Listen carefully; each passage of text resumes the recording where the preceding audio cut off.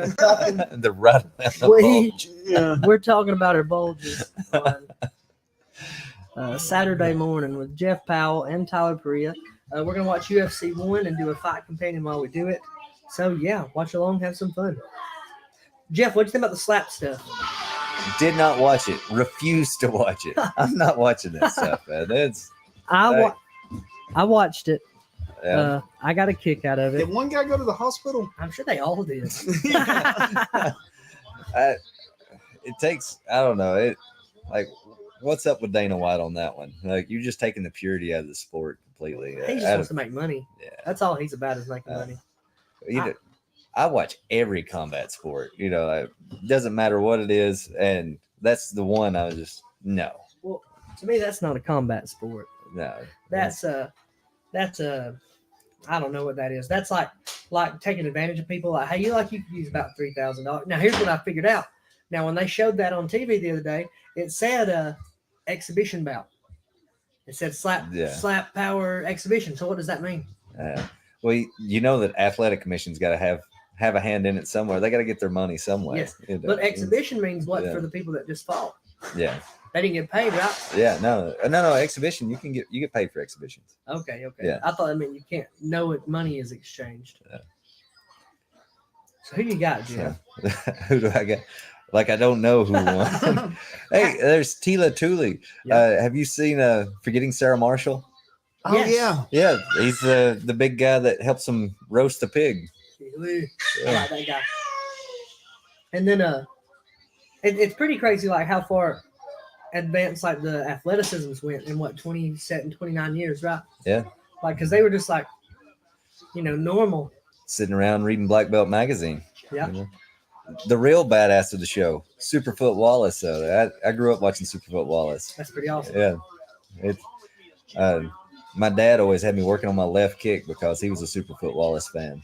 Is that what do you kick people in the head with most? Like what do I or what is Superfoot Wallace? What did you kick me in the head with when I Bambi legged? It's just a round kick, basically. But right or left? Left. Bastard. Yeah. Because I felt like it was the right one. Didn't ever see it. Yes. Your dad was smart to do that, man. That's awesome. That happened. Why did he have you doing combat sports, your dad? Oh, he didn't. I just always had an interest in it. I just loved it as a kid, and watching martial arts movies and stuff, and then when you could catch it, it was like on ESPN2 late at night, and you could watch the old full contact karate. Superfoot Wallace and Joe Louis, all those guys did. You got Trevor Peek to the UFC, man. What's that like? Well, I got Trevor. I don't think I got he got himself there. He did the work. He did this and that. But you were the coach. You coached him too there. Yeah. I've known Trevor since I was probably 14 or 15. We know how he looked before. We know how he looked after. There's a lot better since you came to the picture. So what's it like getting to see some of that hard work pay off? Oh man, I love it for him. It's great. I don't even know how to say it. It's awesome. Seeing anybody that does well with letting me hang around a little bit, that's pretty cool. No, you're too humble, boss. Because you've also got Manny Rosenbeck. She's like the number one in Tennessee right now. I think she's Tennessee and Alabama. And you're her kickboxing coach. We know how she went from before to after. Yeah. So you're doing a lot of good, man. It is a lot of you doing it. We can say they're doing the work or whatever, but we've seen them before and we've seen them after.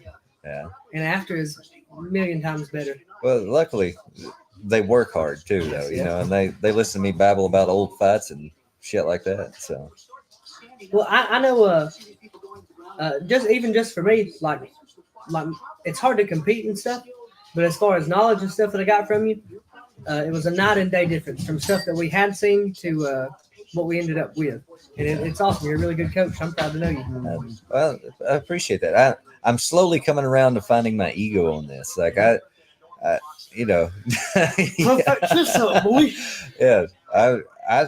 want to be known as the best coach. I already believe I am the best striking coach for any combat sport.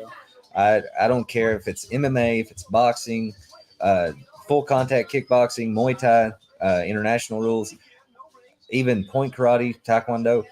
I've either had experience in participating or in coaching every combat sport that involves striking. You're not going to find a more versatile coach than me when it comes to that. And I think you're right. I know you're right. Oh, hell yeah. I think it's just time.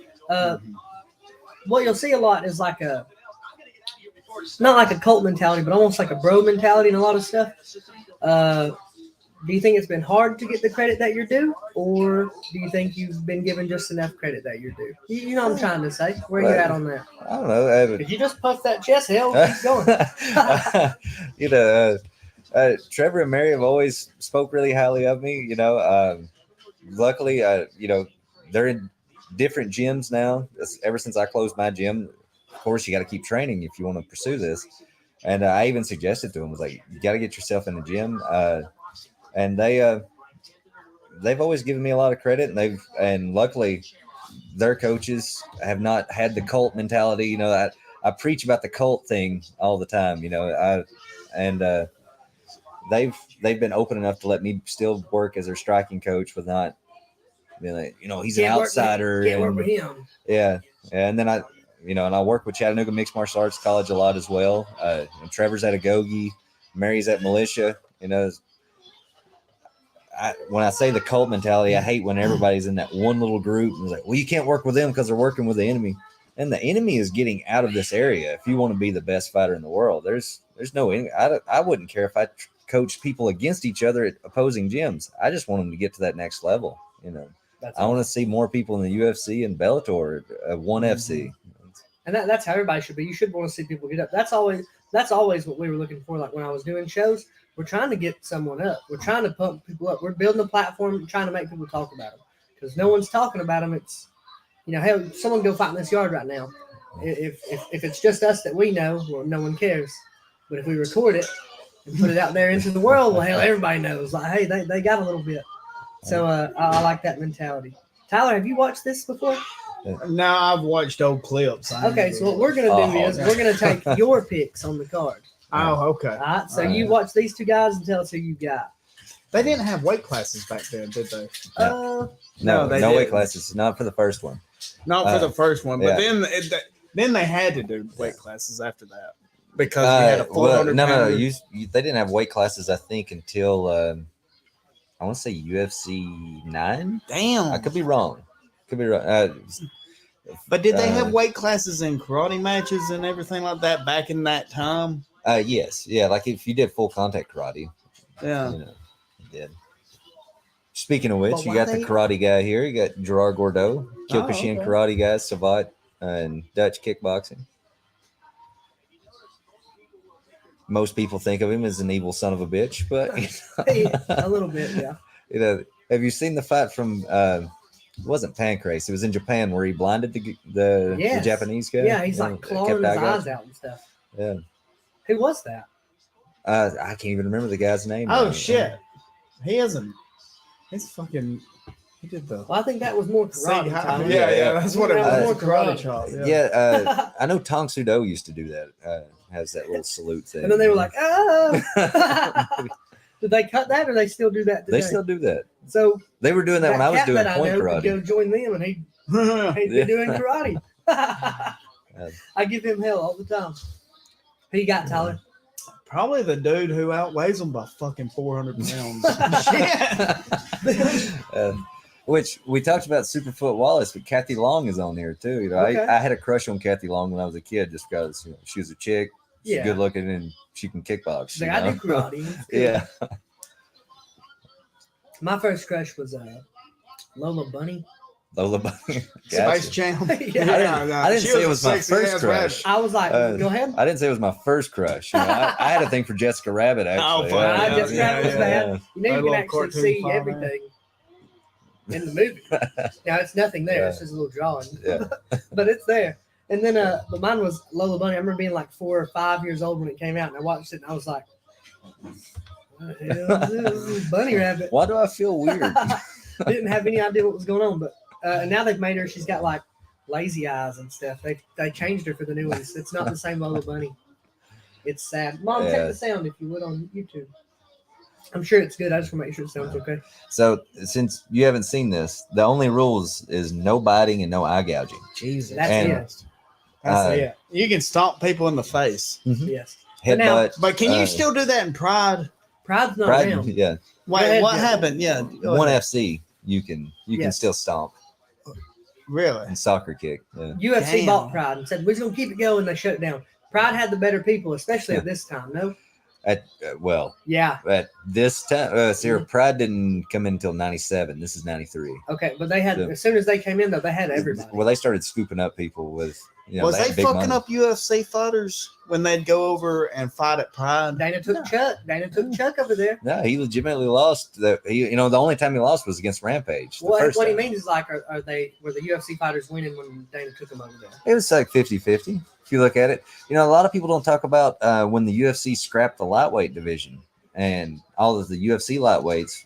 I want to say they were still under contract, or the UFC was supporting them and was going over and fighting. Like you had Eve Edwards. I'm a giant Eve Edwards fan, and it's crazy to me they scrapped that weight class for the longest time. How long was it going? 155, and that's like a Shark Tank. That's all the best people in the world. Yeah. Michael Chandler, Conor McGregor, Eddie, all these people were there. Nick Diaz, and they scrapped it for like how many years?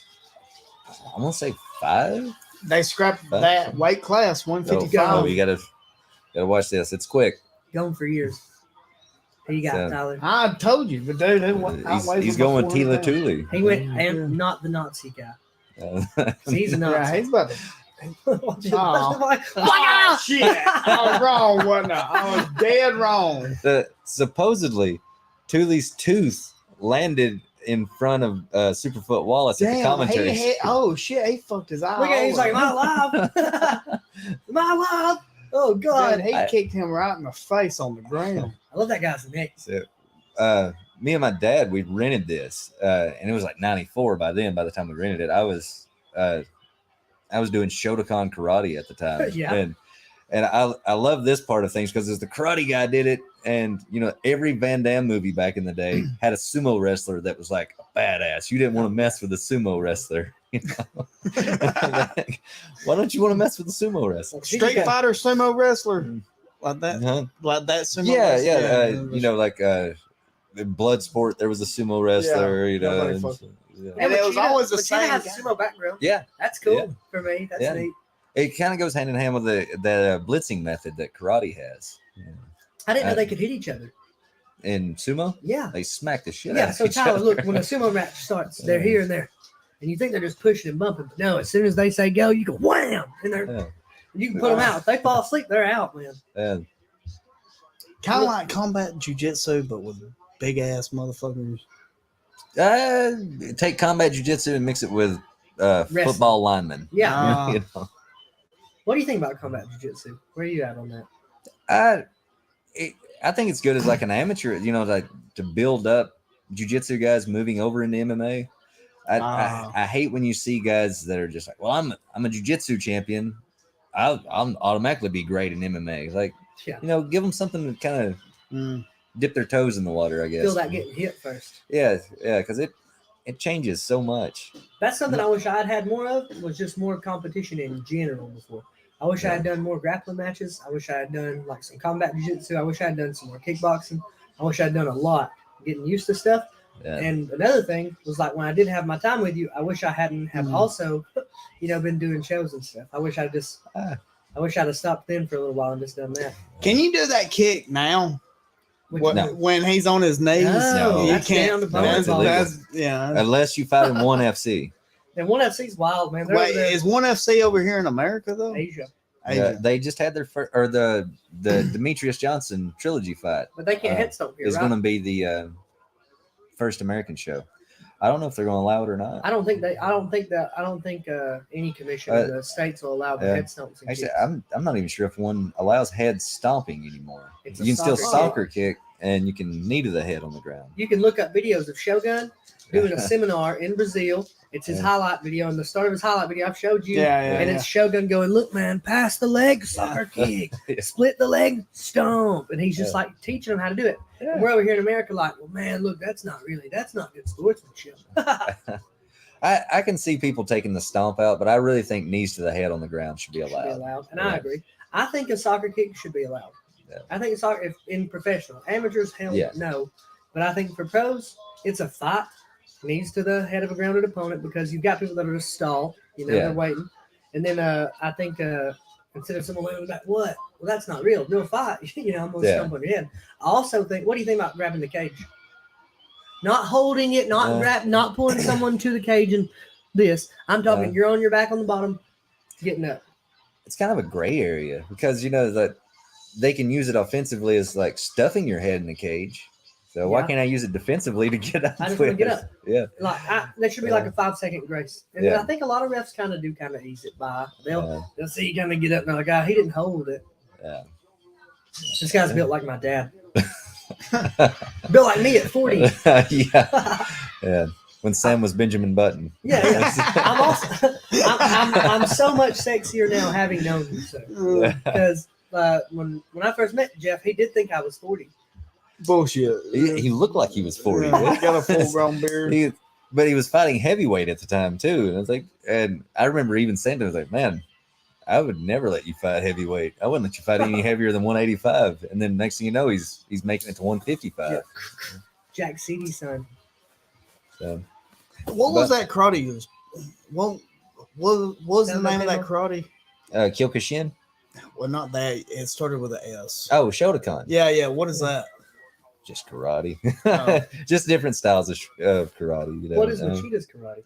Machida actually come from a Shotokan background, That's which cool. they call it Machida Do, though. His dad was the teacher of it. If I'm not wrong, yet again, there's fact checkers out there for some of this stuff. But I thought it was a Shotokan base. So. Who you got, Tyler? I don't know who wins this one. I think I do, but I don't. Who you got, Tyler? Let's play some bets. Yeah. I like this guy's hairline. Probably. We similar. Put it all on black. All on black. Always bet on black. Yeah.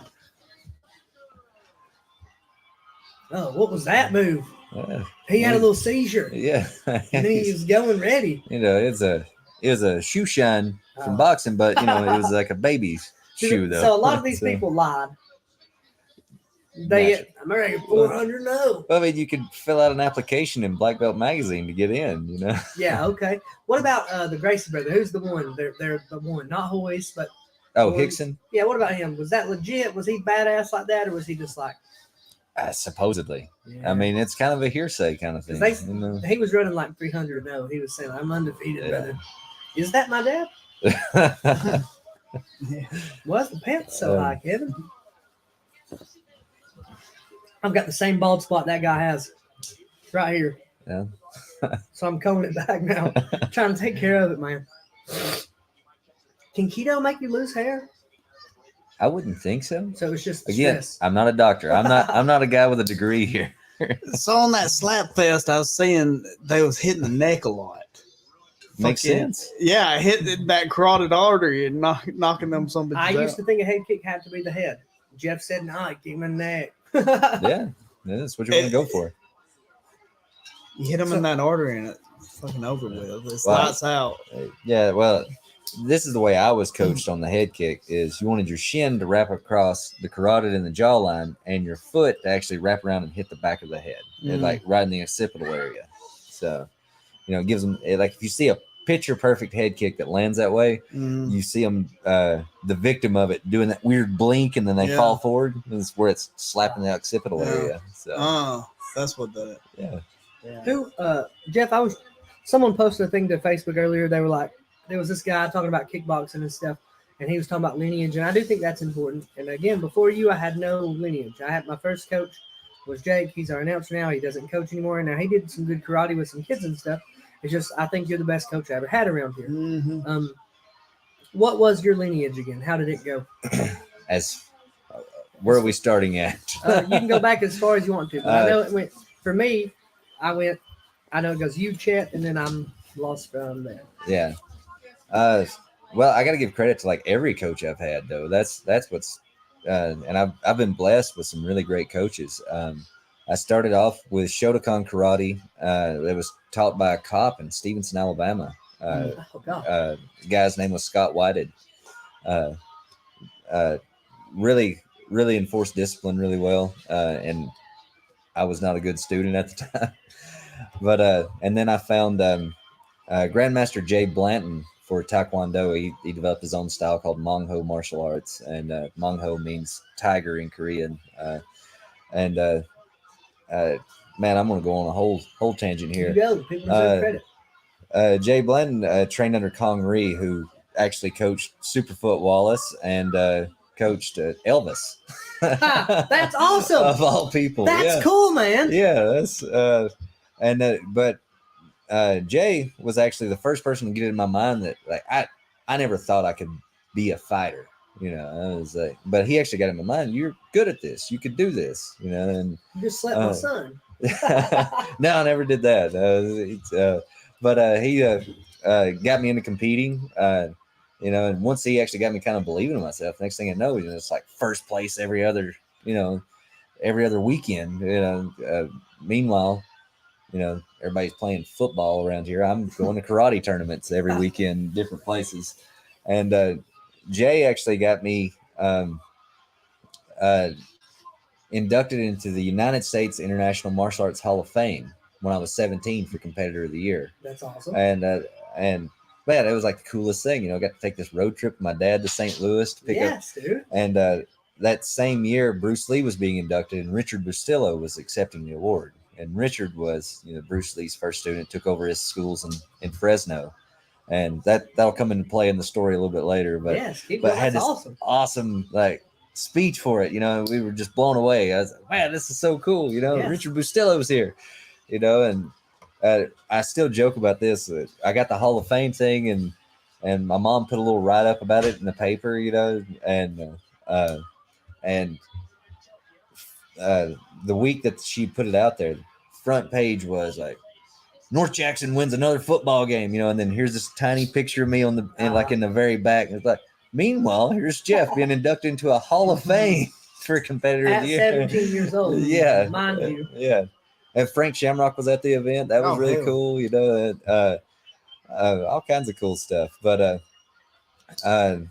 Jay had to move away, had some family issues move up. And so me and two other guys took up the school, kept teaching it, but I always wanted to compete.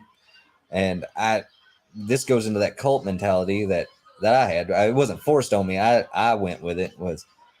I'm badass in Taekwondo. My Taekwondo can beat anything.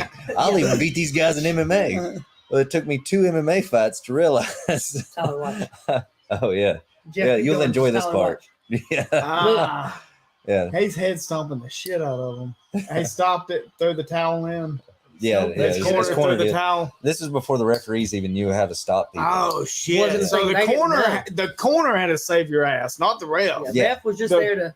Yeah. Hey, don't do that. Yeah, I know. Yeah. Jeff, keep going. But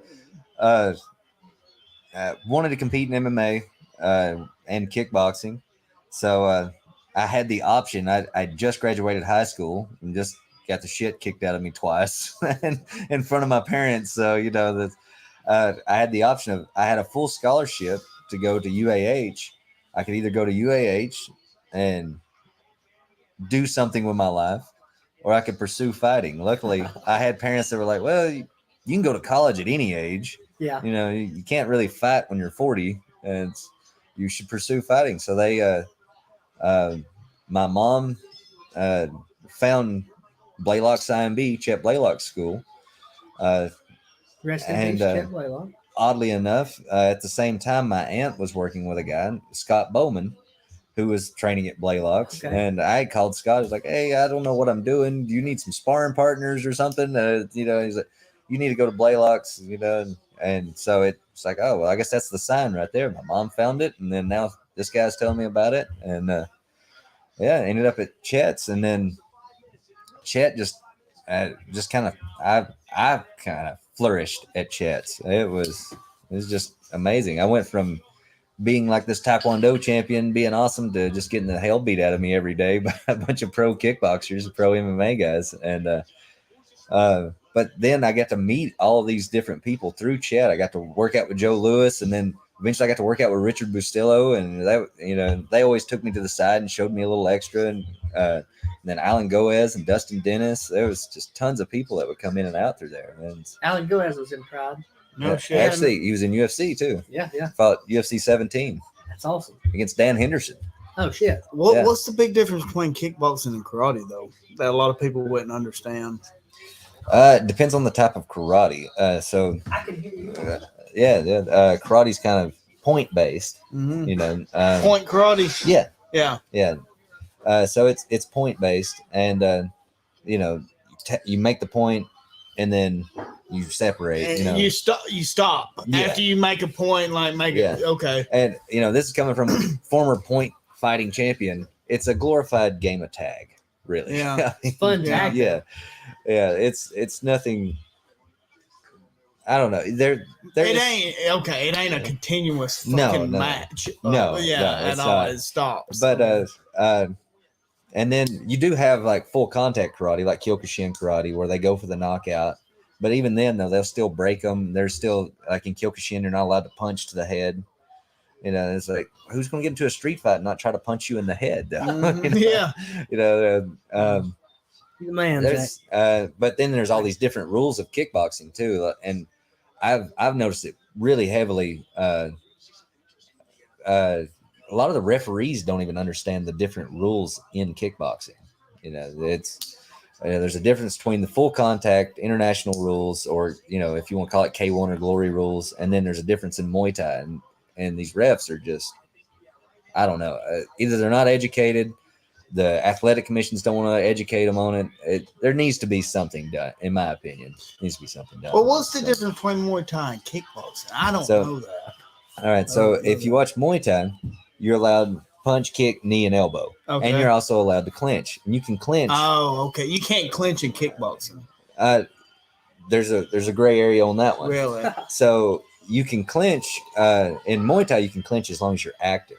If the whole round is you clinching but you're staying active, they don't care. Go for it. And what a lot of people don't realize too, when it comes down to judging, Muay Thai is scored differently than kickboxing as well. I guess it's just, again, people don't have the interest in it. They're putting people in these judging and referee positions that are not interested. That have no idea about it. Yeah. I mean, don't care to learn. It has to be a passion, It has to be.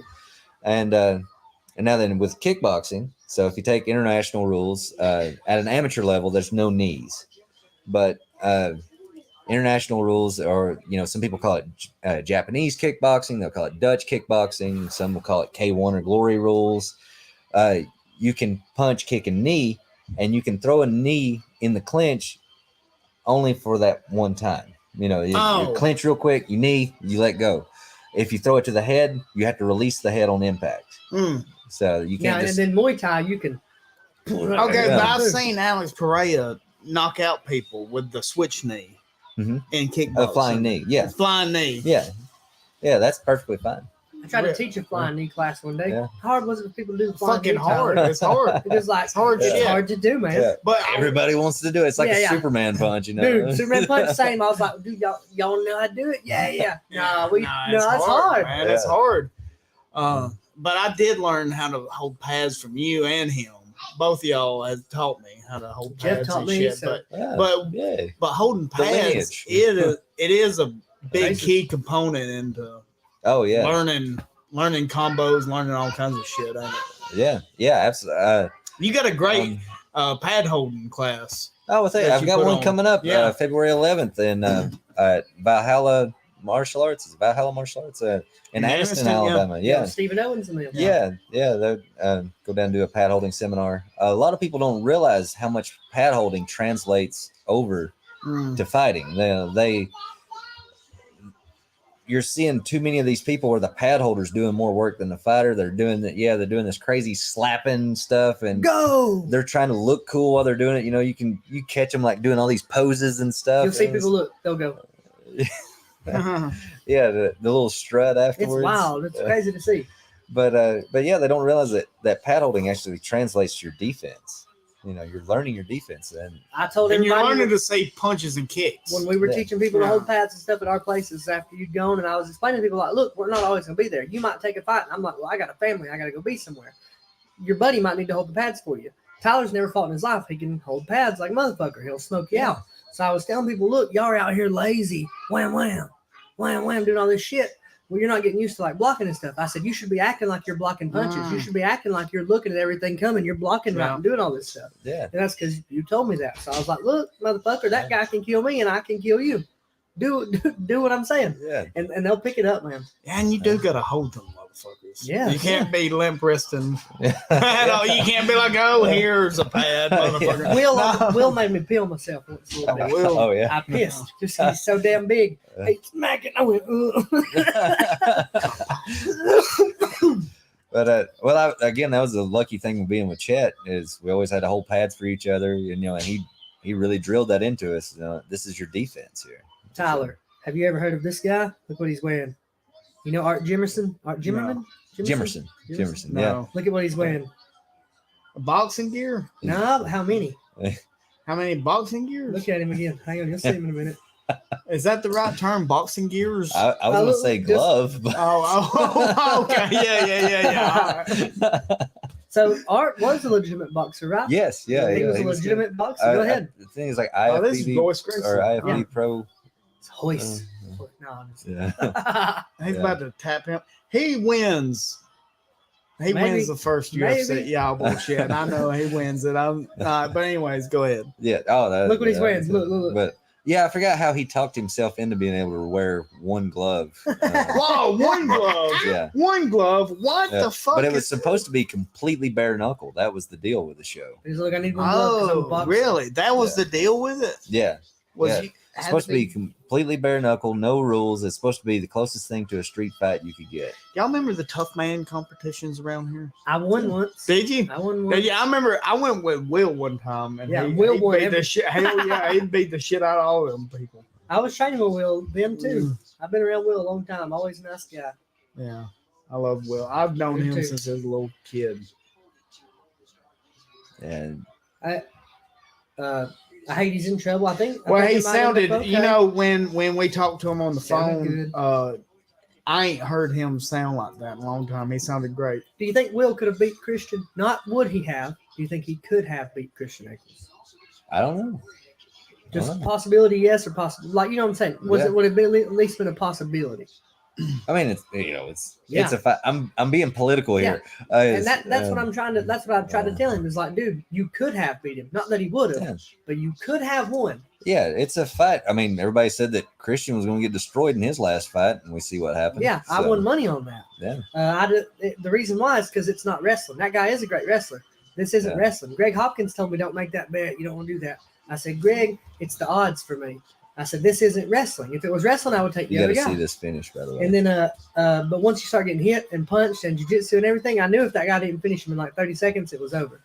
Yeah. Other people won money too. Mm-hmm. I just think Will could have beat him. I'm not saying he would have. Yeah. But Will is so jacked. He looks the part already. Even if he wasn't going to be in like the UFC or Bellator, if he could just learn to wrestle a little bit, fake spar around with somebody, he could have done wrestling and stuff too. And if he gets out and he handles his business right, man, he can go make him a little run too, but he's got to get out and handle business. Stop hanging out around people you shouldn't. Yeah, around goddamn fake-ass friends. Yeah, because ain't no one around him now. No, ain't none of them. No. Hell no. I feel bad for the guy in one glove. Yeah. I think he taps to, what does he tap to? That's what I was telling Tyler. Like, you got to watch this finish because you don't see this finish. He tapped him out. Wait, he's out. Wait, what was it? A punch choke? No. He tapped nope. He tapped him out. He went out of here. He tapped him out. Oh. That was it.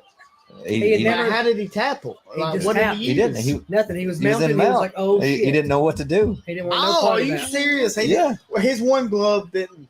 What the fuck? He actually works at the UFC gym. Yes, he does. He still works for California somewhere. Yeah. Why did he wear one glove though? One boxing glove. So he could jab. That was his jab hand. Wham, wham. He was going to eat him up with that jab. He didn't even throw one. Yeah. But it's different in there.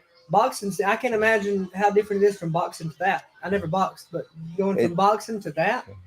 It's really funny too, though. You know, in the pre-fight, you see Hoist in like a jogging suit, and he's throwing all these combinations like he's a high-level boxer. And he doesn't throw one punch this whole event. Now is Chemo and Joe in this one, or is that two? That's two. No, that's not even two. I want to say it's 4. Okay. Yeah. Dude, that guy's be shit. Joe Son. Yeah, man. Yeah. We'll tell about upcoming fight companion. That'll be so fun. Dude, we need to do more of these because this is cool. Yeah. And she is pretty. She's very beautiful. And she's a great fighter. Really? Yeah. That's cool. Yeah. What about Cyborg's OnlyFans? You gonna buy that? The whole OnlyFans thing just it blows my mind. I can't figure it out. It's like, why are you paying money for this? You can Google image for free.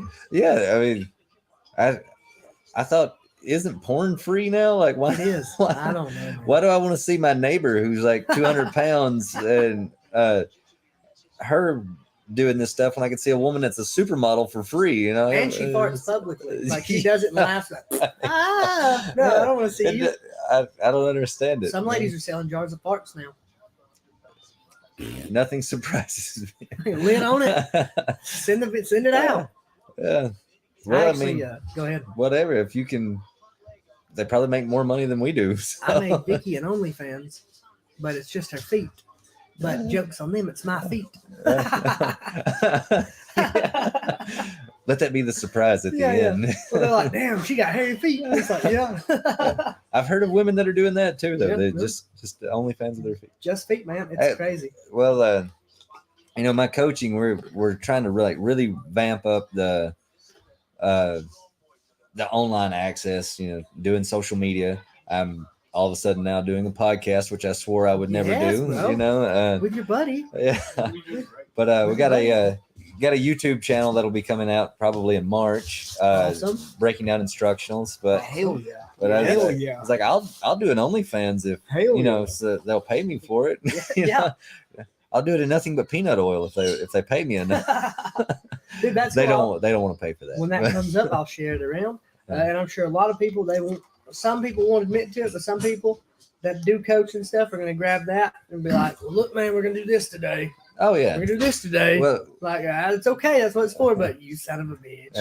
You know I did that. Well, we've already had that experience with a few people that I've coached, and then they take it, and not even necessarily people I coach, but their students that would come to me would learn things. And I've been to a seminar or. Yeah. And then all of a sudden, I came up with this. And I was like, no, I created that drill in a sheet metal building in Hollywood, Alabama.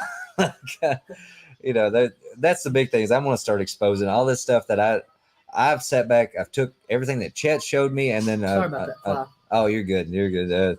But Chet really took me under his wing and helped me not only help me. What? Jeff, I'm showing him Ken. Oh yeah. You keep going. Chet showed you. But Chet helped me really blend all the stuff I learned from karate and taekwondo from Jay especially, and make it into a good striking system. And then some person, one of the people that I forgot to mention was Rocky Quinn. Yes, man, Rocky really helped out. And he's a very quiet, understated guy. And Rocky has exposed me to Sonny Willis. We had him down for a seminar once. Rocky's one of the nicest people I ever met, and Sonny and them too, man. Just nice as can be, and they taught us a lot of cool stuff. Yeah, Rocky. Man, everybody that's came through that gym, I joke around about it. Chet would get on to me a little bit for saying this, but it's like I didn't join the gym; I joined the family. All those guys. Actually on the way down here, I was on the phone with Pops for over an hour. He and I can never stop talking enough. Pops literally is.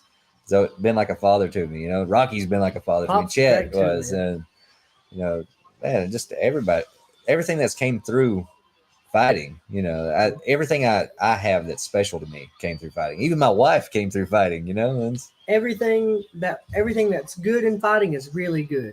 Everything that's bad is pretty bad. But that's with everything. You're gonna have shitty people and everything that goes on. I was preaching to a buddy. I preach to people about you. That's what I do. I've never said a bad word about you. All I do is preach to people about you. I was talking to the guy the other day, and I was sitting on the butt, and I got a message on my phone that said, "Hey man, can Jeff Powell just kill a person on the street if he wanted to?"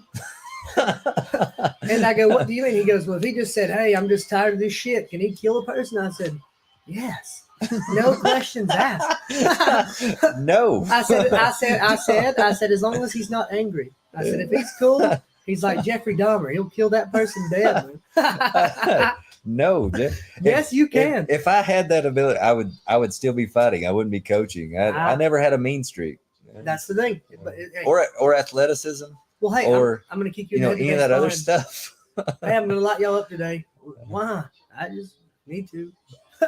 That's a mean streak, boss. After you've coached a little bit, though, you understand now. There's like every now and then, like you assholes are being lazy. Yeah, and I'm going to show you why you shouldn't be. It's wild. But he said that, and I said, yes, he can murder people. Ken Shamrock was so jacked at that time. Now, Ken was already competing in Pancrase, or no at this time? Yeah, Pancrase. Tell Tyler what Pancrase is. So, have you ever seen the old school videos of Boss Rudin where they're wearing? It looks like they're pro wrestling, but they're in a ring. Yeah, they're in a ring, boxing and they got on the pro wrestling boots. Yeah. So Ken Shamrock was already competing. I believe he'd already won King of Pancrase as well. So it was basically MMA, but it was open-handed. You couldn't punch to the face, but you could slap the shit out of slap or palm strike. But you could knock people out with head kicks, and it was basically taking the Kyokushin karate and mixing it with submission wrestling. Just no closed hands. Everything else was good. There were a lot of fixed fights. Yes. But, there's been fixed fights in every sport. So, Ken Shamrock had a brother? Yeah, it's Frank, right? Yeah. He was a champion in the UFC. He beat Tito. He was undefeated in the UFC. Wait, wasn't he? I get Ken and Frank mixed up a lot, I guess. Which one was the coach on The Ultimate Fighter? Frank. That was Ken. Ken. Okay. Ken lost to Tito. That's why. Times. Three times. Yeah. It's crazy that Frank beat him, but Ken couldn't. It's because Frank blended everything. Frank was the first mixed martial artist. Yeah, he went and got Tsuyoshi Kosaka and Maurice Smith, and then they all got together with AKA. He was. That's awesome. So annoyingly handsome. I know. I mean, I got a haircut this one. Oh, you're talking about that guy. I'm talking about Frank. Frank and Ken look a lot alike, right? But they're not really related. They're adopted. The old guy, Bob Shamrock, he fostered kids. So, wait, that's his foster dad? Mm-hmm. Yes. No shit. Yeah. And he was like, Frank, you can do it, man. So they took his last name, I guess. Yeah, he adopted him. And, damn, I did not know that. Now, is that Pat Smith or Maurice? That's Pat Smith. Which Pat Smith was a good kickboxer. Are they related? No. Okay. No, you racist. Well, it's the last name. And they're both kickboxers, so I can understand. But Maurice Smith, man, was a whole different level of kickboxer. I think Ken had the right idea as far as doing everything. He was a fighter. He was a wrestler. Bam, bam, bam. Yeah. Was he the very best at any of it? No. But he was like, I'm going to make my money, boss. They're both connected. I'm going to do all of that. But I like that. The sport had to make a progression, too. Yes. It's crazy how people just keep getting better. Go ahead. Well, that goes back to me talking about the cult thing. I've been on this rant for a while, the cult mentality with martial arts. Because, when Frank left the Lion's Den, they didn't want anything to do with him. They wanted, for death to Frank. Yeah, I remember that. Just because he left the gym, he's like, hey, it's better for me to work out. Now, who cares? If it's better for you, go over there. Go do that. You don't have this problem in boxing gyms, so I don't know why it's this way with MMA, jiu-jitsu, kickboxing. Who cares where you train at? Yeah, just get your work in. Yeah. Now, I am going to put you on the spot tiny here. Nothing crazy. Uh-oh. Hey, buddy. Nothing crazy. When you were here coaching us for a while, when you left, it was really a lack of people, and I think you were probably a little aggravated with people not showing up. Yeah. Yeah, okay. Yeah. So why do you think that's such a problem here? Why are there not more people training here? And then the people that do train here, why are they not showing up to train? That's a great question. Yeah. I have no idea. Maybe there's just not enough interest in it. I wouldn't even say it's self-doubt because, go have a beer at any restaurant around here and you can hear three people talking about how badass they are. Too much work and time. Maybe it's just the population isn't big enough because, even for a minute though, we were packed, man. We was having 10, 12 and packed for us. For a minute, middle of last year, we didn't have enough space. Yeah. And we was pushing them because, hey, we're going to fight people. We're going to push you. Yeah. But then all of a sudden. Yeah. I guess people, it's not like football where you have a season. That's what maybe Americans are too, they have a small attention span. I can do something for 3 months out of the year. I can't do something that's year round. You know, like we don't get a break, we don't get a time off. No, it's. Are you going to fight people or yeah, no? yeah? I mean, it's constantly evolving. It's, I don't know. Chad always used to say it. It's this fast food mentality. You know, I just want to be able to do it once or twice and be able to do it. You know. No. Oh, well, I had 5 amateur fights. I'm ready to be a pro now. No, you need the experience. You know, you hear Demetrius Johnson talk about all the crazy amateur experience he had. You know, like Matt Hume putting him through.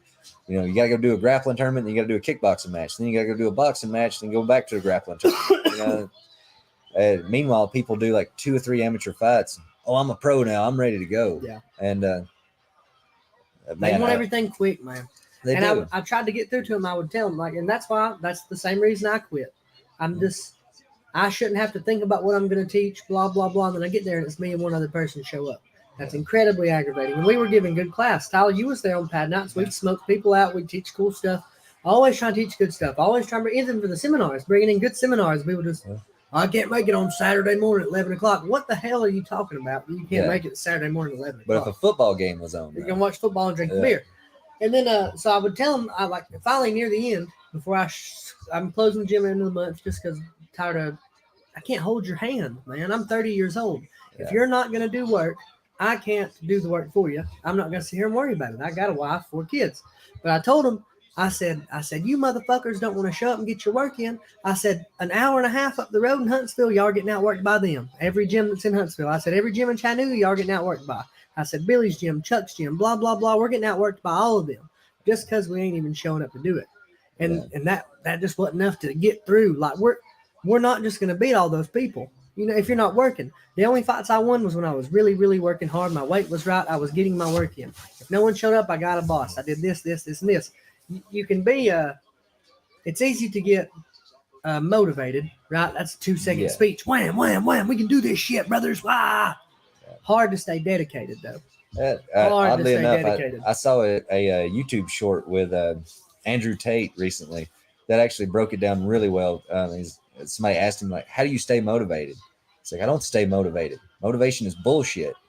I stay disciplined. Yeah. I do it every day, whether I want to or not. And, you know, if you want to be a fighter, that's what you got to do. My clock drill that I showed all of you guys, you know, that was like family. Great drill. Great drill. That was family secrets. Like Chet got on my ass about, you don't show that to everybody. Only select people, you know, and I was teaching it to everybody. Great drill. And that's what really changed me from getting my ass kicked in the gym every day to the next thing you know, I'm actually Chet's wanting me to compete. I'm winning all my fights, and but I did that clock drill every day, and that was what Chet told me. Do that every day, and you'll be all right. And so I get up in the morning before I go to work, and at this time I was living in Stevenson, Alabama, and driving to Chattanooga for work and for training, and I did that 6 days a week. Get up in the morning, do 5 rounds of the clock drill, just working my footwork like crazy. Get to Chet's early before you know how it is at every fight gym. Class starts at 6, but people like mill around to like 6:15, 6:30. You know, so and you can change time to show up too. You can bump it up 30 minutes, still late. Yeah. And so while everybody was milling around, I was out there doing that clock drill, and that's what changed that tedious stuff. Like, people don't want to know, man, I want to be like Floyd Mayweather and have a defense, you know, have that crazy defense. Okay, well, let's work pads. Okay, I did all those pad flows. Think I'm ready? Like, no, Floyd does that every day. You know, that's an every day. It's a grind, man. Yeah, and people don't get that. I've had people message me and say, "Hey, man, I want to fight." I'm like, "What do I got to do?" I'm like, "Get your ass in the gym and let's see if you can fight." You know? Yeah. Okay, brother. Okay. Well, look, man, I just want you to know, man, that like, I've just been thinking on it, and I just want to show my kids that anything is possible. And I'm like, you know, and I'm laughing at you. I'm laughing at you. As you say it, I'm like, you dumb shit. Yeah. That's okay. Yeah. You dumb idiot fuck. Okay, say that. I just want to show my kids anything's possible in life, man. I can just do it. Okay, we'll see you at practice tomorrow. Where you at, dog? Never comes. What are you talking about? You show your kids anything is possible. You can't even show up and do the basic necessity of it. Yeah. How you gonna make weight? How you gonna run when it's, well, I don't want to run. Well, you're gonna have to. You need to run some. Yeah. How you gonna do the very basic necessity of it if you can't just show up to practice? You ain't Allen Iverson, motherfucker. You're a normal fucking person in DeKalb County, Jackson County, Tennessee, wherever you're at. You're normal. You're normal. If you were some like next level athlete, someone would have done snatched you up. Show up, work, and let's see what happens. People can't do that. But I got into a fight when I was in middle school, and I kicked everybody's ass. That's great, man. That's awesome. Come up here, you'll get lit up. You might, and that's what people don't get. Is people will show up and they might do good for like. I got meaner recently. As far as like for a while, I'd grapple with people or kickbox with people and let them do good. You know, I'm just a nice person. And finally, I was like, well, no, I'm gonna drop everybody. Maybe not to the head, but your belly's getting fucked up. And jiu-jitsu and stuff, I'm gonna sub you if I can. You know what I mean? And so some people can show up and do good for around 30 seconds, maybe a minute.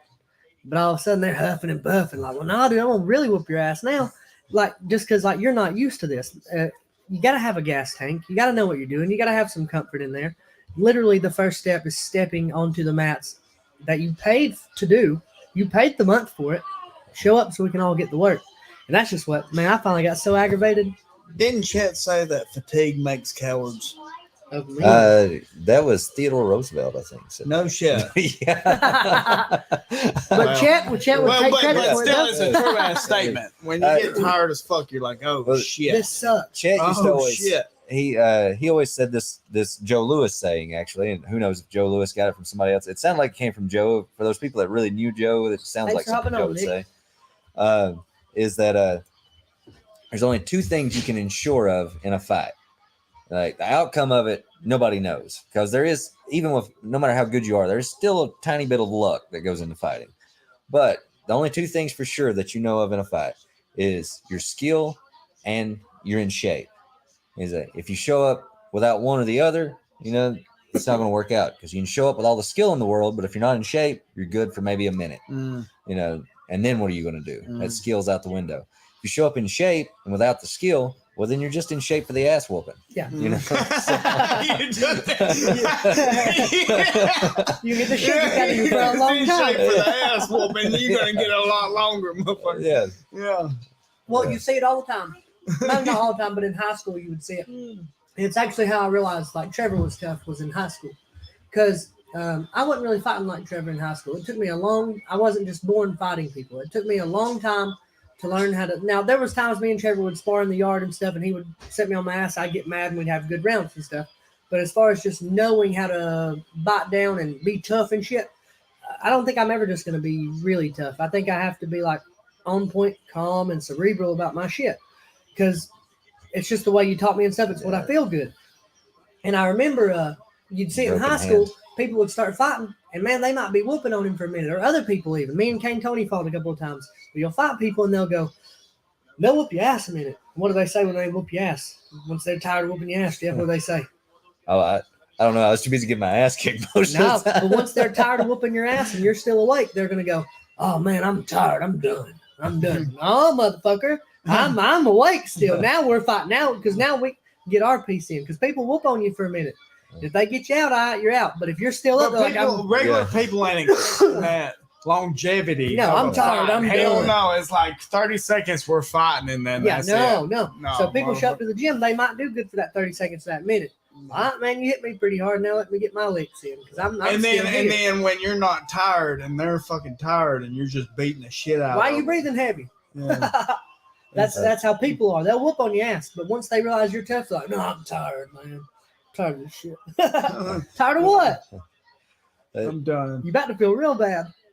Well, you know, the goofy people that call and say that stuff. He was like, I beat everybody up in middle school. And it automatically puts a chip on my shoulder because like, I got my ass kicked by everybody in middle school. I don't think I ever won a fight in school. I won. So up until 5th grade, I was bullied religiously, man. I remember these two girls, I was at the skating rink one night, and they walked by me and they said, you should just kill yourself. And I went, I remember thinking, I was like, well, that was mean as hell. And now, like, a little bit, just a little bit. And then after, in like 7th grade, I went to boot camp, and I came out of boot camp, and I was real mad, so I fought everybody, and I whooped a lot of people's ass. And that's when I started liking MMA and stuff. But I see those two girls now, like out with their husbands and stuff, you know, like regularly at like Walmart or Foodland. Yeah. And it takes everything into me not to walk up to their husband and go, hey, man, sure about that train at Outer? 2004. Yeah. I don't say it because I'm not a bad person. Right. Yeah. But I want to. The want to is there. That's the devil. But people are mean. See, the referees didn't know anything. Yeah, like today, they would have stopped it. They would have stopped it by far. Yeah. Yeah. He's like, well, what are you waiting on? That's What are you waiting on? Can your viewers see the TV or anything? No, I can't show the. I say that's why. Okay, so we had one more. But if we show the TV, they'll pull the stream. Wait. Oh yeah, that's true. Yeah, yes. UFC one, copyright. We're watching their content. It's UFC copyright. We can't do it. But now people have got away with holding a controller and acting like yeah. they're playing. That's good. Dude. For the people that didn't see it, though, Kevin Rozier against Gerard Gordeau. Gordeau had him in the corner, and he's just giving up, and the referee's just standing there staring like, I don't know what to do. Like Mario Yamasaki today. Yeah, well, If he dies, he dies. Herb Dean, maybe. I don't know. I think he did I think it's a bad ref. I think he's hook. good. Yeah. And he did a shovel hook, that down quick uppercut. That's a shovel hook, right? You can be seen either way. Okay. Yeah. It was just kicking. But that Kevin shovel Rozier's hook ass. is good to get when somebody's shelling up, right? Not necessarily to the head. If somebody's changing levels on you a lot, like you got a lot of head movement, or like a more of a wrestling or grappling heavy based fighter, it's a good move to use to catch them as they're shooting in. How I talked to you about it the other day. How does Perea look like he's not hitting hard at all? He's not. There's no load up. There's nothing crazy. He's not grunting. He's not wah. None of that. He's just fucking touching them, bank, and they're crumbling out. What's going on? That good technique, and then at the same but time, he's not straining to do it. He's just At the same time, some of these people just have freak power. Yeah, like crazy power. Even guys that don't have there's guys out there that don't have good technique, and then they still have crazy power. I remember I got knocked out as an amateur. I lost my championship to a guy, Joe Watson, really nice guy. Friends with the guy now, but he was tailor made for the way I fought. He's just a brawler, threw really untechnical, and I was like, man, I'm gonna walk circles around this guy with my footwork, a good clean technique. But that dude could hit so hard, though. I've never been hit that hard in my life. He'd knock me out, It was it cuts off. So I, some people just have that freak power, like if you ever watched Gerald McClellan, boxer from back in the day, freak power, and just knocked out everybody. And you got a couple of questions. Who do you got? Do you have any picks for the fights tonight? No, not really. Jeff doesn't watch like that. He's just cool. Give me 2 weeks to watch the fight. I don't get to watch them live anymore. They're too expensive. I'm not doing any more AFC shows unless we get like some crazy rich sponsor. So I'm out on that. I think Chad Finnerty is going to try to make the show happen in March, but I'm out on that. The mushroom does turn on. Zach asked, would you rather take an elbow from John Jones or an uppercut from Francis Ngannou? Yet again, there's a reason why I took up coaching instead of fighting. I realized really quick I wasn't very good at the whole fighting part of things, but I had a lot of knowledge about it. So very knowledgeable. I don't want to take either one of them. Yeah, that's the knowledge. I don't even want them to flip me on the end of the nose. Maybe on the penis. Just so I could say it happened. One guy did take an uppercut to the junk from him on Jackass. Oh yeah, the newest one, yeah. And they said as hard as he can. That wasn't near as hard as he can. That wasn't the Overeem uppercut. No, so with Alistair with Francis Ngannou, Overeem's better technically. A whole lot of people are better than Ngannou technically. He doesn't look that good when you watch it live. It's not good, but he's getting better. Yeah. But I'm talking about when he fought Rosenstruck on paper, better kickboxer. Yeah. When he fought Overeem, definitely was. More credentialed. But like when he fought Rosenstruck, it was. Yeah. The dude was asleep with Overeem way down here. Yeah. Is he just get like what? Why is he just able to get? Is the power making up for all that lack of ability? Yeah, that's part of the. That's wild. That's what I love about fighting, though, and it doesn't matter. It's not just MMA. It's every combat sport. It's not like any other sport. Like if you go watch a football game and we're in the fourth quarter and there's 10 seconds left and it's 48-0, well, you know who's going to win. A lot of times they just walk off the field. And shit. How many fights have you seen? No, that's a good point. Fuck football. Like how many fights have you seen where there's only 10 seconds left and the guy, he's going to lose year, no matter what. Multiple times this year. Yeah, the Usman Leon Edwards fight, for instance. Perea was losing. Yeah, losing Adesanya. It's. Who do you think wins the rematch? I'm actually going to go with Adesanya. I think so. I think so because at the end of the first, that fight was a couple more seconds. That fight's over. Yeah. I think Adesanya's probably going to wrestle a little more too. I thought Adesanya was going to win this one. I did. I had a gut feeling too. I have to give it to Rocky Quinn. He called it. He was like, "There's no way." Come on, there's a way, Rocky. Yeah, but it's. Zach said you have to pick one or get your penis cut off. So uppercut from Ngannou or elbow from Jones? Your dick's cut off. I'll take the uppercut. He said, "Oh God." No, because I'm just here like. But he has to choose one or his dick's cut off. I would take the elbow. Well, I mean, most people, if most people had seen my penis, they'd be like, you're not losing much, man. You should go with But I'll take the uppercut. Vicky looked over here and nodded at me. She said, "Yours either." I was like, leave me alone. Same. I guess I am going to have you some of that. You didn't try that apple pie yet, did you? No, I'm gonna send you some good. home. For Christmas. Wait a minute. I forgot. Yeah, you sent that home. I forgot. I haven't tried it. I've still got it hidden. So where's that obstacle course that y'all been running? Well, it's not really an obstacle course. But it's Chattanooga, yeah. Shepherd Park Community Center. Where's that close to? Chattanooga. Shepherd Road. I don't know. Shepherd. Okay. It's right off Shepherd Road. Choo-choo. Chattanooga choo-choo. Where's the Chattanooga choo-choo?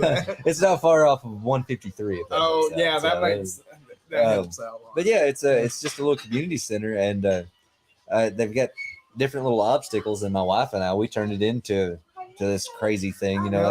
You run to one, and you do push-ups, sit-ups, and Sarah, what else is there?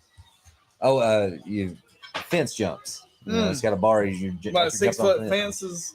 Well, it's not that tall, but and then you run to the next station and you do pull-ups, V-ups, and leg raises.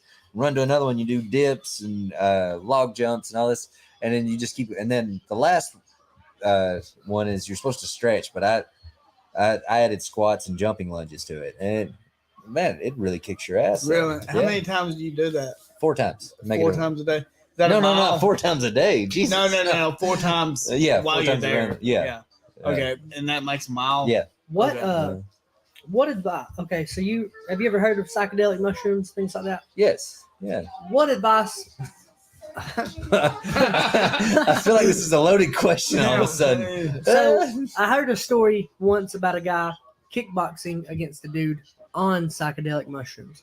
What would your advice be in that situation?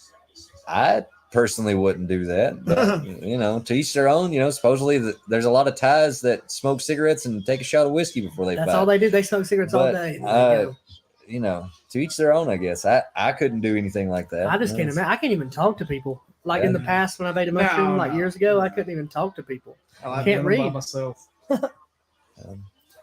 Can't read. By the way, this podcast is not condoning usage of illicit. No. If you do it, you're a piece of shit. And you can go fuck yourself and go to hell, you piece of fucking shit. As soon as we asked that question, Zach said, "Y'all ever listen to Imagine Dragons?" Get the fuck out of here with that shit. No. I like one song by Imagine Dragons. Which one? Nerd. No, I don't know that. I'm not even sure if I've heard of Imagine Dragons. I'm sure I have. I just don't know what it is. With a short fuse. Oh, Jesus. So you have heard. Everybody knows it. Yeah, everybody knows it. Because it's played on radio. Zach said, "Imagine dragging these nuts on your face." Oh, shit. You got it. You piece of shit. That's good. I'm not ever riding 4-wheelers with you again, you piece of garbage. So we got Ken Shamrock against Hoist Gracie. Do you know how this one ends? And probably Royce Gracie gets. Hey, you stop shitting on the Brazilians. Pronounce it with an H. Hoist, but it's with an R. It's Royce. But it's Portuguese, though. Oh, okay, yeah. So I gotta shift. Brazil. What do you think about the Russians taking over, though? As Taking far as over? MMA Like goes, Ukraine yeah. or MMA? Which one are you talking about? Both. But why are we paying? So to you, why are we paying them so much money? Ukraine so Wait, much money. who? Why is America giving Ukraine so much money? You just said it, is why I asked. But what do you think because about? you can't help. What do you think about the Russians taking over MMA really as a whole? Yeah. I didn't think Charles Oliveira was losing to Makhachev. I didn't think that at all. I did. I called that. I didn't at all. I thought it would be by decision, though, and he surprised me with. For me, Makhachev looked so jacked that fight. Yeah. More jacked than we've ever seen. Russians love steroids. Yeah. That motherfucker is the real deal. It's. I don't know. I guess it's just different culture. Again, they're making it work. They've got wrestling in school. They got boxing in school. What we do for sport? We got football. Woo! Yeah. My kid got a concussion in the state championship game. You got. These kids are coming up. What's he doing after school? He's working the factory. Yeah. Oh, hell. That's where I was. He didn't get a call up to the NFL or college ball? No. All these. But he got a ring. These. He does got a ring, and that is cool. That is cool. Communist countries, though. I mean, they've got the stuff in school that they can actually use. They got combat sambo in school. These kids are doing basically MMA when they're 8 years old, and then they're doing the individual sports on top of it. They're doing wrestling and boxing, part of a school sport. You go to China, they're doing sando, which is basically the stand-up portion of MMA. Yeah, it's all the way down through Southeast Asia. There's always some sort of combat sport. Back in the day, you remember 40s and 50s, every school had a wrestling team, every school had a boxing team. Mm-hmm. I went to a school that didn't even have a wrestling team. Me too. No wrestling team? Yeah. None of that. Well, yeah, Northeast Alabama in general. There's one school in this area that has a wrestling team, maybe two. Crazy to me. Every time Ken fought Hoist, he bitched, it seems like. He whines and gets angry. That's because he lost. Yeah. He did the same thing with Tito, remember? But he's like, I didn't lose. Like, well, dude, you quit. Yeah. Think that's just the competition in him, or just he's kind of a sport kid? Maybe a little both. I think because the way I've read, he was a little sport by the adopted dad. Yeah, I mean, they were beat on some, but he was put on this pedestal. My thing, and you see it all the time. There's always, I love the cliches that go around fighting. Yeah, MMA especially, they're the worst about cliches because everyone always has an excuse why they didn't win. Yeah. Oh, I didn't win because I had this going on. God didn't want me to. God didn't want me to win today. Yeah, I'm just like, does God watch fights? You think and pick a winner? Well, you know how cynical. But let's say you did believe in God and Jesus. Do you think you're a cynic? Are you Diogenes? Let's just say it's like let's say not God. Let's say something else. Let's say that. This is how cynical I am about stuff, though. When regional shows, I'm even picking on yours, Sam. I'm sorry. Oh shoot! But there's always a prayer before it, and then usually there's a prayer with a whole audience, and then individual teams are praying in the back and stuff. I get, do whatever's comfortable for you, by all means. But the funniest thing is, keep all these fighters safe. Wait a minute. But we want blood, though. Do you know the definition of fighting here? Yeah. Somebody has to get their ass kicked in order for there to be a winner. We just want him to Khabib them, man. Yeah. But let every fighter be safe and take care of them. Hey, that's not how fighting works. Somebody's getting their ass kicked at the end of the day. That's a good point. I'll say this one goes Jeff. I mean, even if no matter what you believe, Christian, Islam, whatever, Hindu, whatever, you can't ask the impossible. That is true. No matter what God you're praying to, He can't do all of that, or he, she, they. Whatever they can't do. Well, Tommy paid his taxes, so I'm going to go with Tommy on this one. Man, he was real nice. But he gave 20% at the church. Yeah, he did. So I'm going with Tommy. You brought up earlier. I had a good head kick back in the day. I had 3 head kick knockouts, 2 in kickboxing and 1 in MMA. I can't be like, God, be with my head kick and keep my opponent safe, though. No, I'm giving him a concussion. Let my sword strike true, oh Lord. Allah, please let me knock this guy out, but don't give him any brain damage. That's not the. I never prayed ever to win a fight. I do believe in God and Jesus. I prayed to let me be tough because that's hard for me. I'm a little spoiled. I got good grandmother. I got good wife. I got 4 kids. I'm a little spoiled. It's hard for me to chomp down. So I did pray, hey, please let me be tough. I do believe in God and Jesus in that sense. I think God will give me at least the ability, and whether someone else believes in that or not, I do. And for me, that's my prayer. Please let me be safe. Let me be tough about everything I'm doing, because it's a hard game to play. But what I don't believe in is like, man, I prayed to God before I got out there. And I told him, man, please, God, if you would just let me beat this guy. Because I just think I can really beat this man. And God, I need you to let me do it. And God was like, all right, man, you are kid in Africa with no food, kid over here with cancer. I'm going to let you. Get Sam to win this fight right here. Yeah. You're more important, Sam. You're going to win your fight, big dog. Crazy to me. The cliches, like I said, the cliches. Pops on here, I believe. Kenneth Young, or does he go by Ken Young? Yeah. Well, he goes by Ken, but okay. you know. Well, he's Kenneth on YouTube. He said, there's no wrestling in Detroit public schools in my day.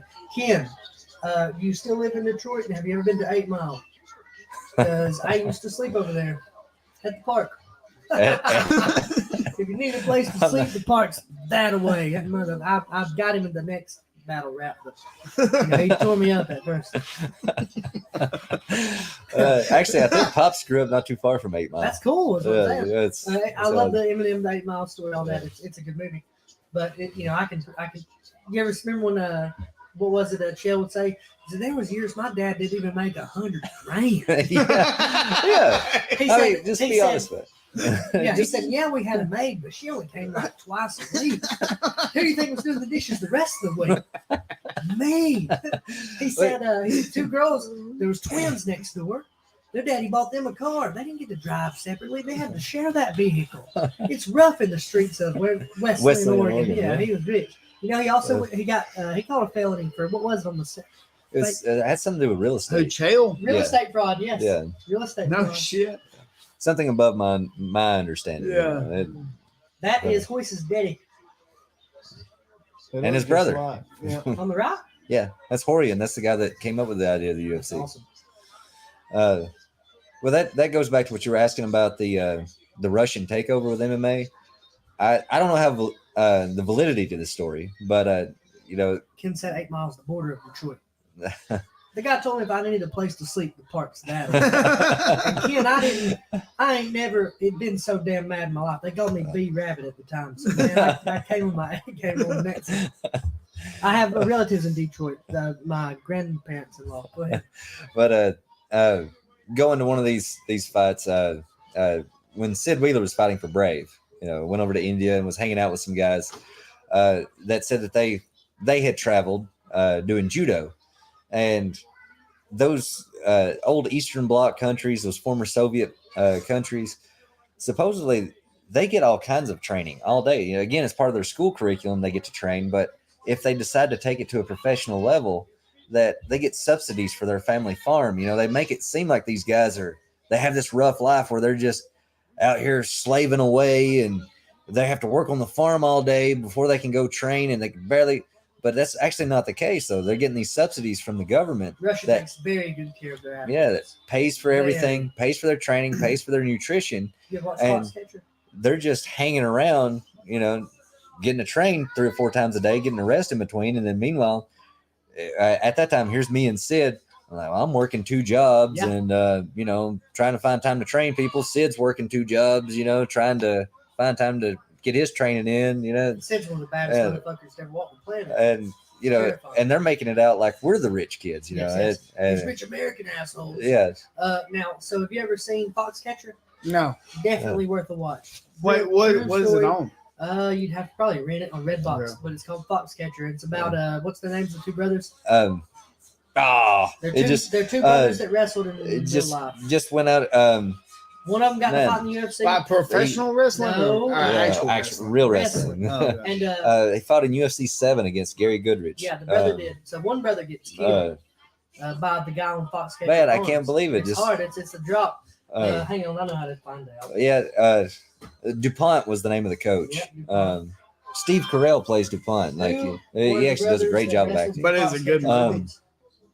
Man, I feel bad because I'm always the fight encyclopedia. It's the Schultz.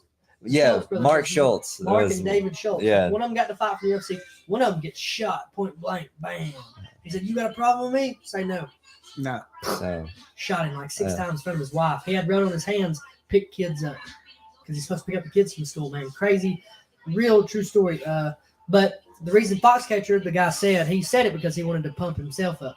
But the reason he was saying that he wanted to do it was because Russia is over here. Man, they're juicing their athletes to the gills. Russia was tearing through amateur wrestling. They were killing everybody, and they wanted to really beat Russia. So he said, well, I'll make a place. And what he did was, so if you watch the movie, there's a scene where the guy, he goes and does a speech at a school with his gold medal from the Olympics. He's doing this speech, yada, yada. They write him a check for like $250. He goes and buys a cheeseburger, goes to a shithole home. You go and look at the Russians, man. They're like, they're well, even fighters today are well taken care of by those people, man. They live good. They make sure they got food, water, their families took care of. It's cool because they want their athletic, they want to matter athletically because they think that equates to like, you know, we're the big shit, you know. And Russians for a long time were shooting their athletes up. They had like this deal with their doctors and stuff. Even for the Olympics, you can look it up. It's there's a documentary called Icarus. And man, they were blood doping them. They'd shoot them up, and then if it was time for a drug test, nothing popped. Nothing, man. It's crazy. Well, that's the whole like catch with the USADA thing. You know, is that I don't know if USADA is actually going to Kazakhstan and Dagestan, all these places to test like they're doing the guys that live in America. Seems like a whole lot more Americans on that list than Russians and stuff. But at the same time, if they've grown up doing steroids, well, the damage is already done. Yeah. You know, they've already got all that muscle if you put fiber Leo built in in. like 6. Oh, I know. Yeah. Leo would be fucking huge. And they're like, well, they're not on they're not on steroids now. But yeah, but they've already put in all that years of work on the steroids. They didn't have that crazy refractory time after training like we do. So you think and that's another thing. People think steroids are just to get big. No, you can take steroids to keep you small. Lance Armstrong, man, he's what like that. Lance popped the same stuff Dillashaw popped. Dillashaw's a high output fighter. What? Right? EPO. Yeah. High output, right? Tell him what EPO does, because I don't want to say it wrong. I'll probably tell you. I truth be told, I don't really understand. I know it's erythropoietin. That I even enunciated it wrong. But it's basically taking your blood cells out of your body, and then breaking your body down, and then once your body's broke down, putting those healthy blood cells back in you, and so you recover twice as fast. The way I've heard it is whatever makes the oxygen cells, it's pumping that up. Wow, and it's making you crazy. So like they would have to get up at like midnight, 3 a.m, and go ride a bike because their blood's just thick, and they're like, if not, they die. But that's why Lance Armstrong's over here pumping. But it's giving more oxygen to your blood. Yes. That's what it's doing. Yes. So that's why. So you can have more endurance. Yeah, endurance athlete. Yeah. Dillashaw is a high output athlete. That's endurance. Lance Armstrong, if Lance is here, if Lance is 2 miles down the road, everybody else behind him, he's laughing. Hi, it's cool, man. This is awesome. You know, he's like, buy this yellow wristband for cancer, nut cancer. But they were cheating. And Dillashaw popped for the same thing, man, EPO. And it's so what I'm trying to ask is, if someone's on steroids, how long before the effects are you can't turn them off? Permanent. Yeah. I don't know. You know, I think you remember this. I had a fighter at one time, a really young guy, that asked me about steroids, and I was like, I have a very minuscule understanding of the endocrine system, but it's still better than the average guy. And I'd be too scared to mess around with it. So what makes you think that some dude in the gym that's selling you stuff is like, oh, bro, you just take this? You know, what makes you think that this guy knows anything? You know, that like, and especially being a young fighter too. I don't know. He was very clearly juiced because you can see from. It's just, and even seeing him now, it's like, dude, you were on that gear, man. Yeah. And another thing that people don't get about steroids, and what I was trying to say earlier, is it's not just to make you bigger or stronger or meaner. And it does. I think if you're an animal and you put the juice in, you're more animal. You're more animal is what I believe. But another thing that it does is, say you're training really hard, man. Normal person can train what, twice a day? I mean, and that's hard. You're gonna have a hard recovery, you know, things like that. But they can also give you stuff that you take with it. It supplements your stuff. And so instead of you being like, man, I really need a break today, I really got to recover, No, man, you can put about 2 or 3 more workouts. Go to bed. Do you think professional fighters are doing steroids? We know Jones is. Yeah. And this is I actually was having a conversation with someone the other day about this. I'm not even looking down on steroids. I don't care if they do it because I take creatine every day. How is it different me taking creatine and them taking a steroid? I'm just scared of steroids. What is the difference?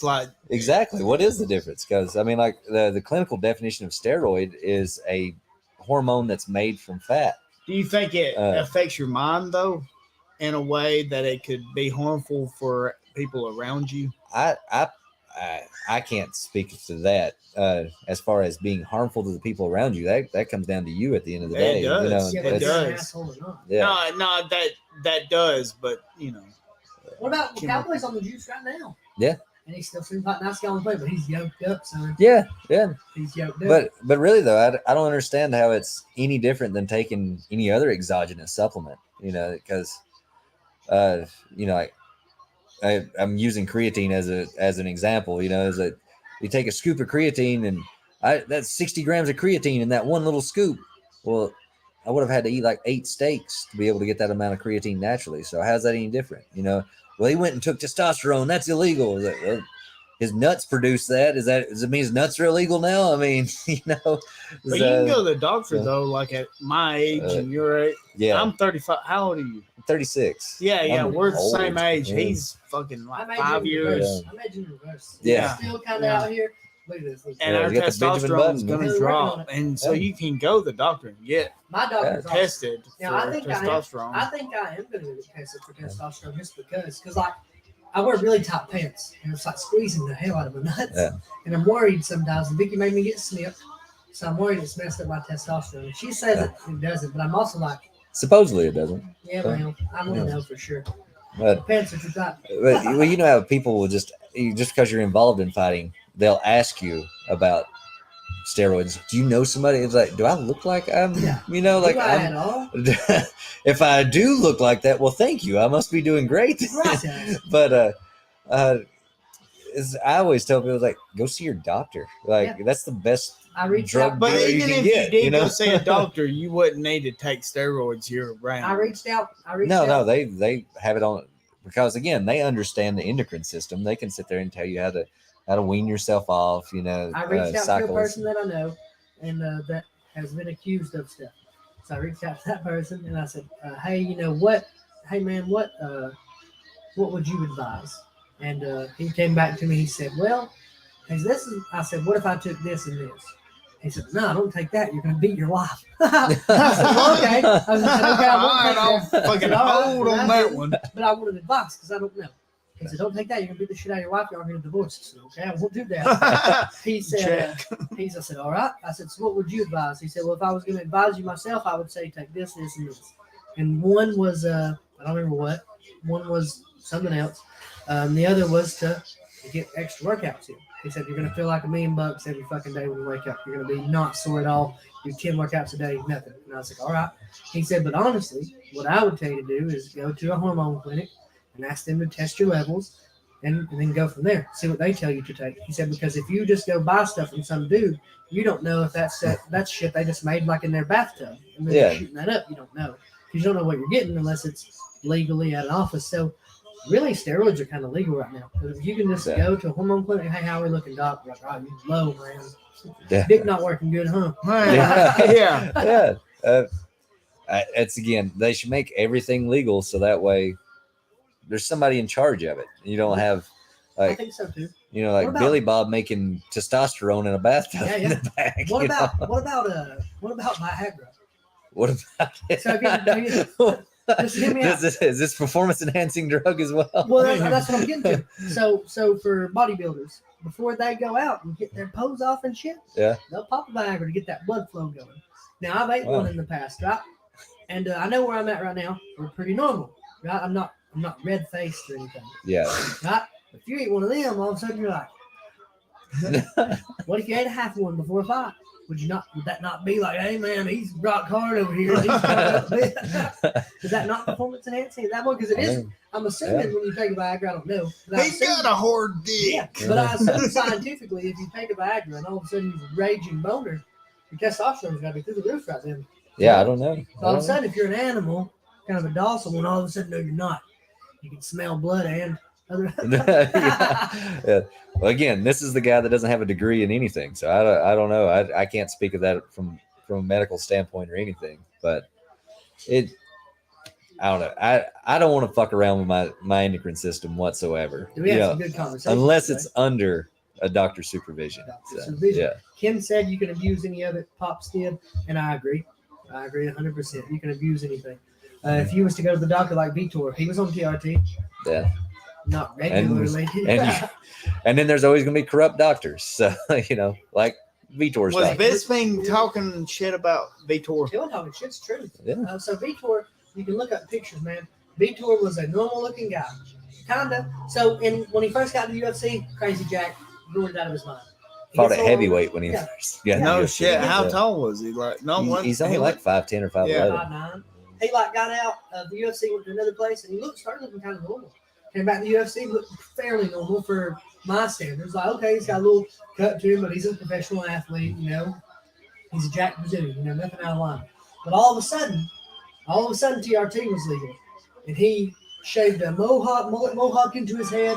He had a cross shaved into his head. And he went from fairly normal, maybe built like not much better than Jeff, to even more Jackson Wheel. He was like, blah, blah. He was like just freaked out, red. He didn't have a neck. It was just all muscle. He was head kicking everybody. Dan Anderson, Luke Rockhold, spinning heel kick, Luke Rockhold, head kick Bisping. He was killing everybody. He went to fight Bisping or Chris Weidman. And I don't know exactly because I'm not a quote on it, but Chris Weidman, they tested him, and Chris Weidman said his levels are like 6 times higher than mine. He's still cheating. So, like, if a normal testosterone level is 100, he was hitting 600. If a normal level is 300, that cat was hitting 1,600. And he was just juiced out of his mind, right? And then they took TRT away, and he looked every bit a 45-year-old.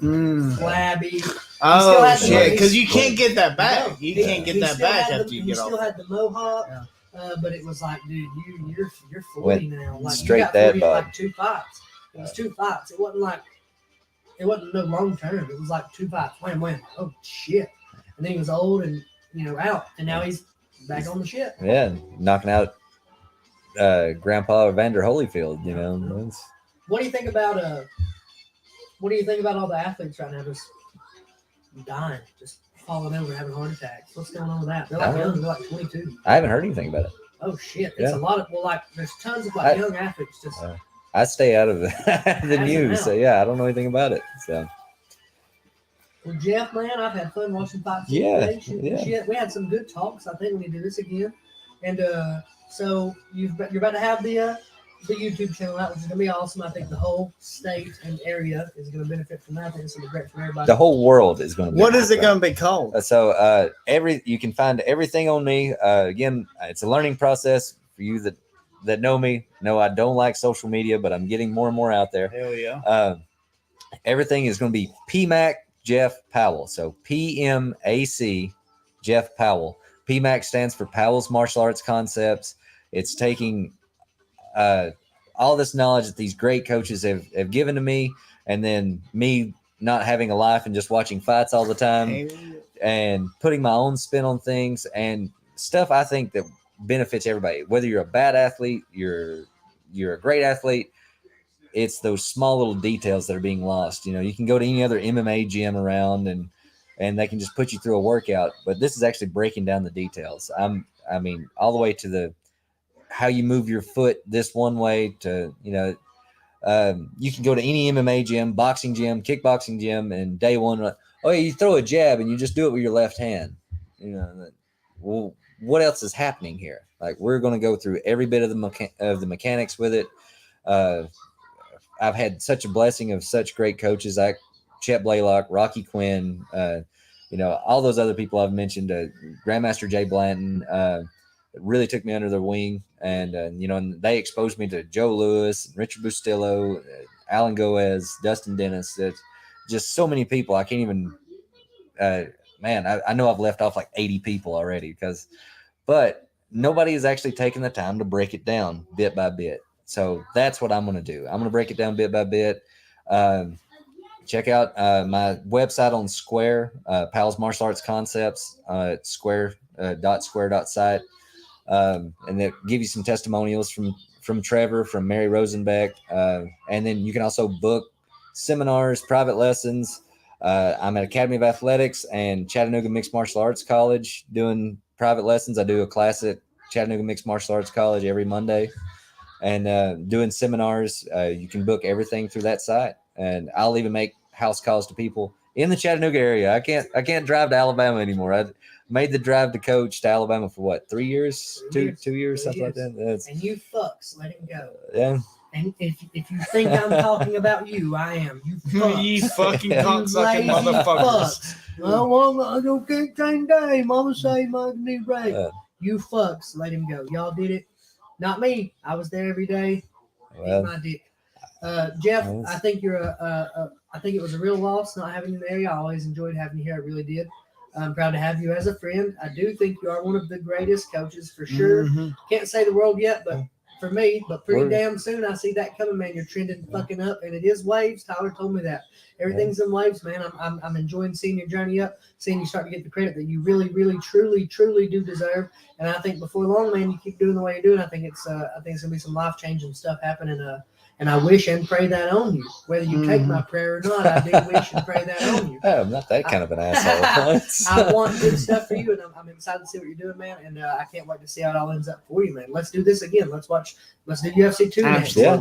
Or if any of your viewers, they have a UFC that they actually want us to break down, there you go. Throw it in the comments. Hell yeah. That'd be fun. Especially if it's from UFC 1 to UFC 250, I probably have it memorized. Shit, yeah. And it doesn't just have to be.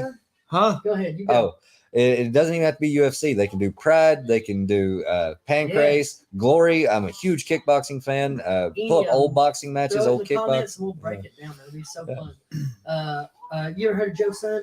No. So me and him was talking about earlier. So, do you want to tell me or me to? I'll go for it. So Joe Son's you ever seen the Austin Powers movie? Yeah. I remember the Asian guy random tap. Yeah. That's threw Joe a Son. shoe. Yeah, the shoe. Wait, ain't he in prison? Yeah, for what? For murder. Yeah. Yeah. Raping and murdering a lady on Christmas Eve. Oh, shit. You know what they walked out with? What? They had crosses on their backs. Joe Son fought in the UFC. Joe Son and Kimo Leopoldo did, like UFC 4 or 5. Yeah. And they walked out with big crosses on their backs. I don't mean like a normal like this. I mean like a full, what's it called?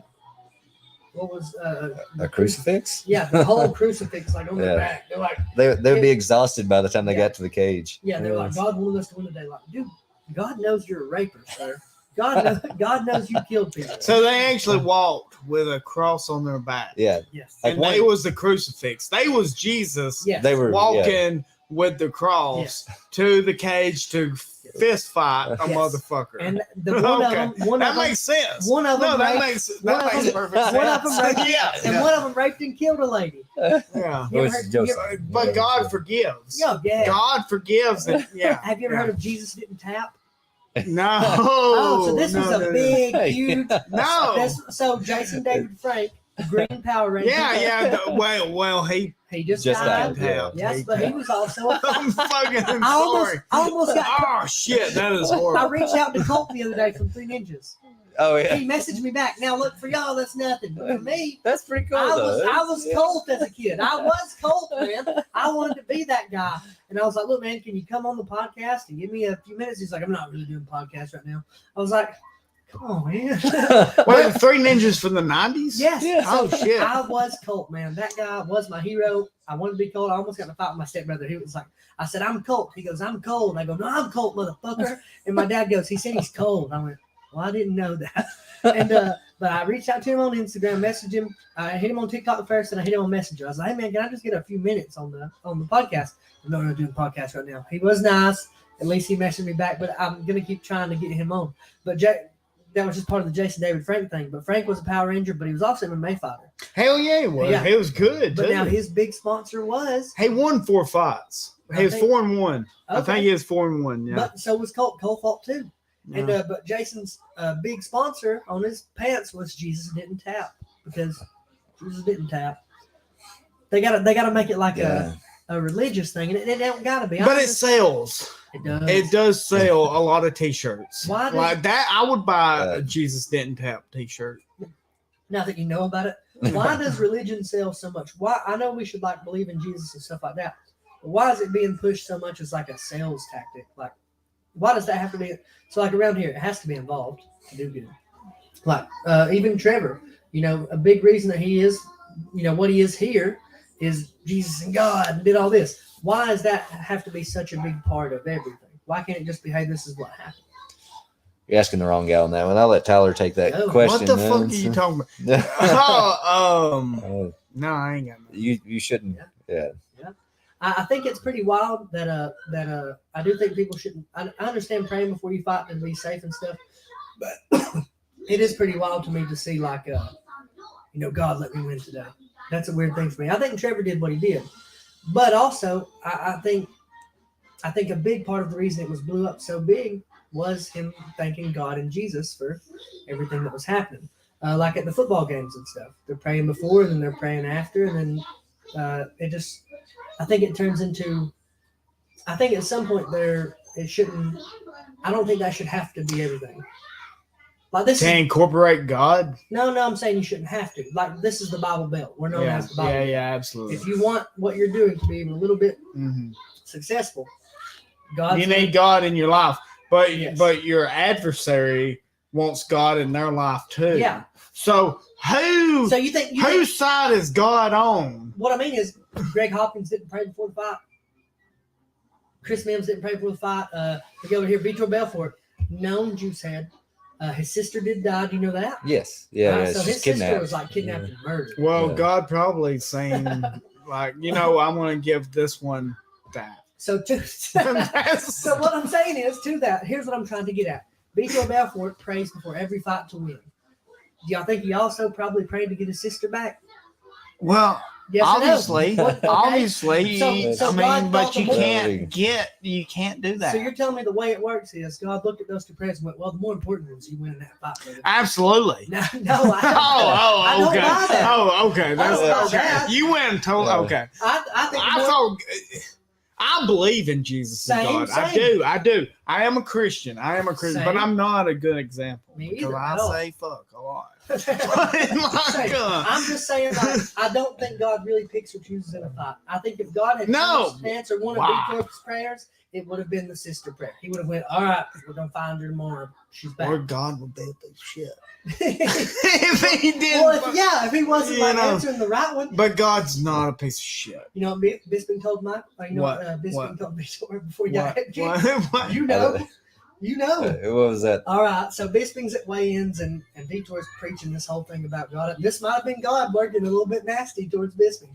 And Vitor's at weigh-ins and he's juiced to the gills. He's freaking out. Jesus told me to kill you. He told me to eat you alive. Crazy stuff. And Bisping looks at him and he goes, there's no God, Vitor. There is no God. What are you talking about? Vitor fucking blinds him in one eye. Yeah. And everybody's like, God got that. Well, that's what Jesus did to you, you piece of shit. Jesus did that to you. Well, all right, anyways, forgive me. Forgive me. Well, there's nothing to forgive. I do believe in Jesus. I do believe in Jesus, but Jesus actually blinded Michael Bisping. No, I don't believe because Michael Bisping did not believe in Jesus. Forgive me, Jesus. Well, on a more positive note, though, you take consideration Trevor's story. Everybody loves an underdog story. Yeah. Everyone knows this story. He had a rough past. And you saw something in him when you guys were friends. Trevor is just a different type of animal all the way through. He attributes it to Jesus, and if that's where it's coming from, that's great. I say go with whatever works best for you. Whatever gives you comfort at the end of the day, go with it. I don't know if it's what made him sell or it's just the fact that he could knock a motherfucker out. That's what made him sell. I think the whole thing I told Trevor the whole time was I said to him when he was young, I said, you're going to make money fighting. I said, because people are going to like the way you fight. Because I saw him, me and him was fighting in yards. I saw him fighting other people in yards. I said, people are going to watch you no matter what because of how you fight. Because you're not quitting. You're getting hurt some, but you ain't quitting a bit, and then you're winning. People like seeing that shit. They like Rocky. Yeah. Rocky gets the hell whooped at him, but he's like, rah, and now he comes on back. But I told him, I said, if you show up and fight the way you can, you're going to make money. I said, whether or not you win belts and stuff is going to depend on how hard you want to work. And that's kind of how I look at it. I think a lot of it's just him being hard work and kind of being like kind of a Rocky story. I think I am going to take some credit for the platform. I think we did a good job building the story, building the platform for him to use and stuff like that.